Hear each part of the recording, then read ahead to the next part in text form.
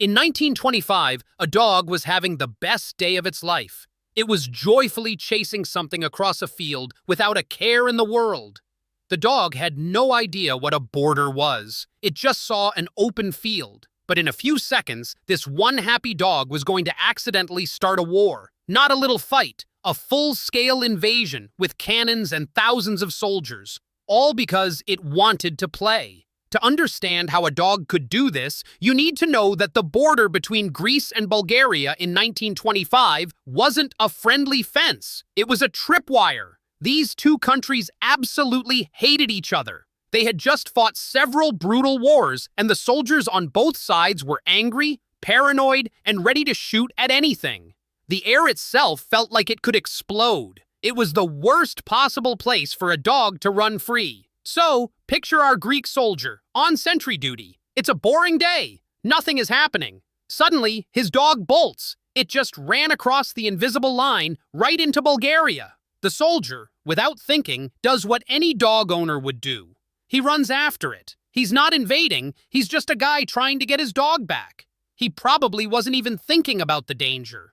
The Bulgarian border guards on the other side see a Greek soldier running towards them. They shout a warning. The soldier probably doesn't hear them, or maybe he just doesn't care. He just wants his dog. So, the Bulgarian guards do what they were trained to do. They shoot him. He falls, dead, right there, on the border. The dog, terrified by the noise, runs back to the Greek side, leaving its owner behind. You'd think things couldn't possibly get dumber, right? You would be wrong. The Greek army, hearing about their dead soldier, decides to send a captain over to talk. They need to figure out what just happened. This captain carries a big white flag. A white flag means, let's talk, don't shoot. It's a rule of war everyone understands. But the Bulgarian side, now completely panicked and paranoid, saw another Greek soldier approaching, and they shot him too. News of the shooting races back to the Greek government.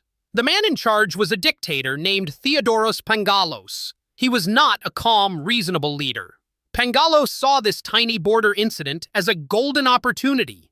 It was the perfect excuse to show Bulgaria who was boss.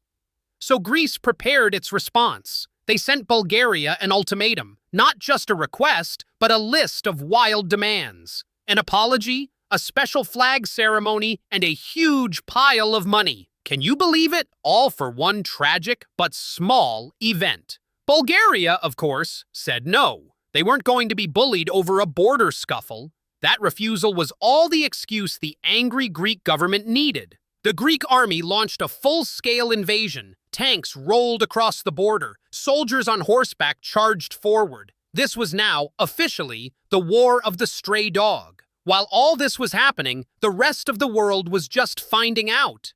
Imagine the scene at the League of Nations. A message arrives saying Greece is invading its neighbor. Everyone is confused. They ask for the reason behind this sudden war. The answer that comes back must have sounded like a joke. A dog had run away. And now, thousands of soldiers were fighting. The world's diplomats were completely baffled. This wasn't a fight over land or treasure. It was a conflict sparked by the dumbest reason imaginable. The League of Nations didn't waste any time. They fired off an urgent message to Greece. It was the political version of a parent yelling, "Stop that right now!" They completely condemned the invasion. They demanded that Greece pull every single soldier out of Bulgaria immediately. If they didn't, there would be serious trouble. Facing the anger of the entire international community, Greece had no choice. The message was loud and clear. They reluctantly ordered their army to retreat.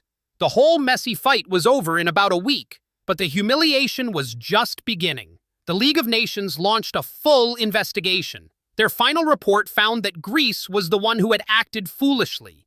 Greece was forced to pay Bulgaria for the damages. Ouch! It's easy to laugh at this whole story because it is so completely absurd. A war over a dog? It sounds like a made-up comedy sketch. You just can't believe it's real. But it's important to remember that this wasn't just a funny story. Around 50 people actually died in this ridiculous conflict.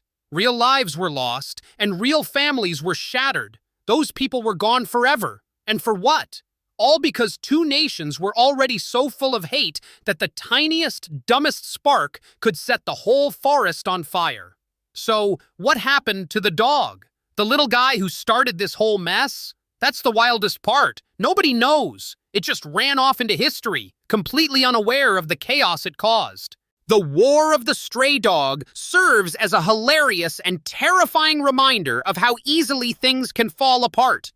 History is filled with dumb reasons for people to start a war. There was a war over a bucket. Another one started because of a pig. But this one, this silly, tragic, unbelievable fight, might just be the dumbest of them all. So you have to ask the question, is this the dumbest war in history? There are a lot of contenders for that title, believe me. But a full-scale invasion over a runaway dog is definitely in the top 3. It's a special kind of foolish. The final score was embarrassing for Greece. The League of Nations ordered them to pay Bulgaria a hefty fine, £45,000. That's millions in today's money. It was a huge penalty for a few days of military temper tantrum. And here's the kicker. The commission that decided the fine also noted that the Bulgarian officer who fired the first shot acted without justification.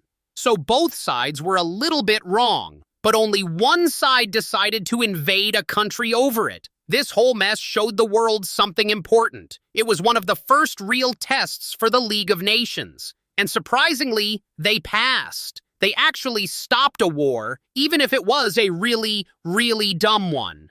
Zoom out from the chaos on the border. Picture the serious-faced diplomats in Geneva. They're getting messages about troops and tanks, and they have to figure out the cause. Imagine their faces when they learned it all started because a soldier was playing fetch. The incident became a lesson, a cautionary tale taught in political science classes. It's the perfect example of how nationalism, pride, and a long history of hating your neighbors can turn the smallest spark into a wildfire. All you need is one dumb reason. And what about the dog?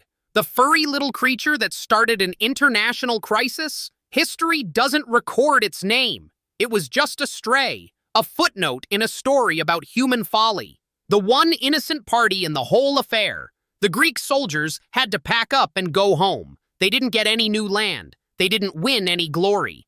All their country got was a massive bill and a reputation for having a very, very short fuse.